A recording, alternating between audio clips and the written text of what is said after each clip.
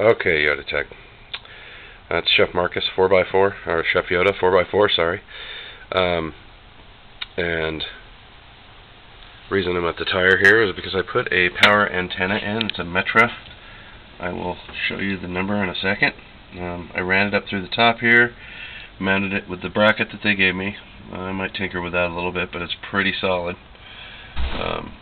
Ground it to the actual mount right there, and put the drain on, which mine had fallen off a long time ago. It was in pieces, crumbled out. I guess that's really important and very common that they fall off and they can get clogged up there by the port where it comes out. Anyway, ran the positive wire up here along here and through with the harness. I'm going to later run some shielded wire, so I ran it down here through with the harness plug on the firewall. It's coming out through there and mounted directly to the battery. So I'll probably run some shielded wire, or later run it to the auxiliary panel in the driver's side kick panel. I just couldn't seem to figure out a way to do that for now. It's been so long since I tinkered with that and put an amp in my last truck. In fact, I had forgotten that I put this radio in myself. It's been like 5 years. So, no, it didn't take me that long to remember. But anyway, there's the plug with the factory, or the antenna, the outside with the factory spacer to keep it from tweaking the body and to keep it sealed.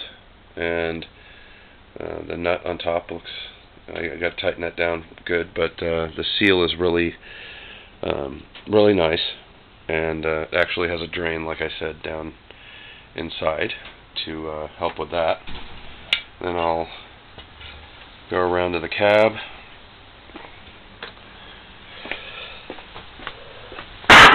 Excuse me. Tail end of the flu here, but I figured find something mild to do while I'm sick. So when I turn on the car, the blue wire, by the way, on the Metra aftermarket antenna goes underneath the stereo. On almost any aftermarket stereo, you're going to have a power antenna wire. Mine didn't work. It didn't have juice to it, even with the key on. So I ran it directly to what was running off of this same stereo, called the remote control wire. So I guess that's for if you want to plug in a remote control on the Pioneer. Sorry if the lighting isn't too good, but stereos have always been good to me. So if I turn the key on and the stereo is off, antenna stays down, turn the stereo on, antenna goes up, turn the stereo back off, antenna goes down.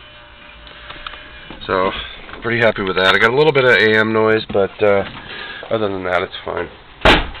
I'm going to probably put in, like I said, some shielded wire directly to, on the constant hot wire. And here is the actual unit itself, right here. CKPW12. Metra Roadworks power antenna, fully automatic. Problem is, you need to have an aftermarket stereo and have had put in the adapter, because these come with that standard plug, which is still in here, right here. It's right there in the center of the screen. That is not. There is no constant hot on that, and it's basically an up and down with the factory Toyota up and down switch in the cab. Sorry for the no light, but and like Rob was telling me, you have to, when you push up to push this antenna up, this style, which doesn't automatically come on apparently in these factory, you're pushing up and then when you let go, it goes back to center, and you no longer have hot to this aftermarket antenna, so it goes back down no matter which side you put it on the factory plug. So I'm sure there's a way to wire it and use that, but I just went an easier route and used the remote switch, and as you could see, it works. Reception's fantastic, and for I believe it was $59